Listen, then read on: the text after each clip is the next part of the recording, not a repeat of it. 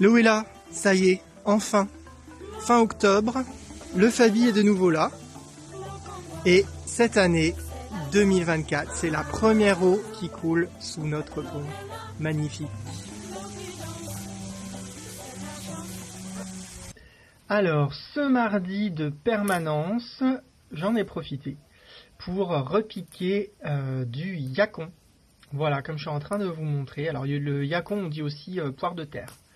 Donc là, j'ai récupéré une grande tige, comme vous avez pu voir.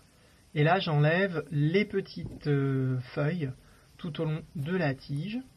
Et puis, on va garder, alors vous verrez un petit peu plus tard, un premier œil et ensuite un deuxième œil. Et on va enfoncer le premier œil dans la terre et le deuxième. Voilà, je coupe après le deuxième œil.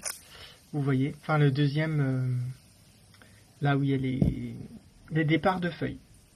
Et puis donc le premier il est dans la terre et le deuxième il sera en dehors. Voilà, tout simplement. Donc là on prépare les feuilles du yacon. Alors le yacon, je vais vous montrer une photo de comment que c'est. Voilà, vous la voyez là. Alors on ne voit pas trop sur la photo, mais c'est une plante qui peut atteindre 2,50 m de haut quand elle est bien développée. Et là, elle fait presque 2,50 m. Hein, là, elle s'est bien développée. Donc là, je continue à découper une grande tige. Là, les tiges sont prêtes. On est parti pour le bouturage dans la terre. Donc, on a été chercher de la terre dans les sous-bois pour avoir de la bonne terre fraîche et légère. Et on commence déjà par remplir les pots sans vraiment tasser.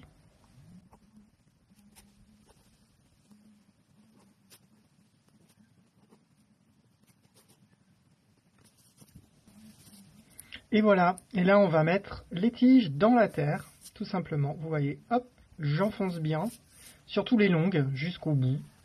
Et puis après, là on tasse bien autour de la tige, hein, qu'il n'y ait pas trop d'air. Et voilà, tout simplement. Donc après on reprend avec... on enlève bien les feuilles, on met bien au fond, hop, dans le pot. Et puis après, on tasse, on remet de la terre. On tasse bien tout autour de la tige. Hop, on remet de la terre. Et puis c'est fait.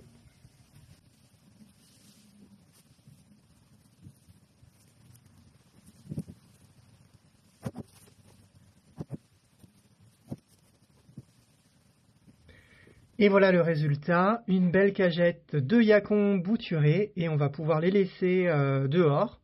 Prendre l'eau et prendre racine. Et on les mettra... à l'abri dès qu'on va approcher les premières gelées. Et pendant ce temps, nous avons Pascal qui a débité une branche, enfin plusieurs grosses branches qui étaient tombées. Et puis là, on fait opération rangement. Ensuite, on a avancé sur les plantous de culture.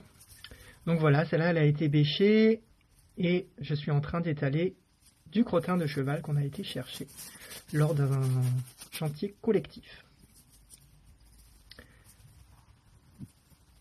Et ensuite, on a mis de la sciure de bois par-dessus et on va laisser comme ça tout l'hiver jusqu'au printemps de manière à enrichir le sol.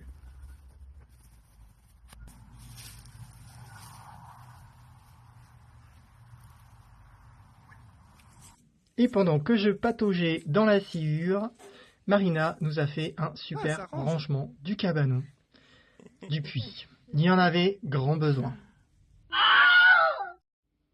Et oui, si vous avez suivi, vous voyez qu'il manque quelque chose là. C'est les salades. Elles ont été mangées par la limace et les escargots. Il n'y a plus rien. Et voici sur le tableau du potager les dernières choses à faire en ce mois d'octobre. Et la récolte du jour juste avant la réunion de staff. Magnifique. Comme vous le voyez sur cette vidéo, notre projet collectif avance à grands pas. En tout cas, si ça vous plaît, n'hésitez pas à venir nous voir le mardi après-midi pendant les permanences ou à nous envoyer un petit mail pour nous rejoindre. À bientôt.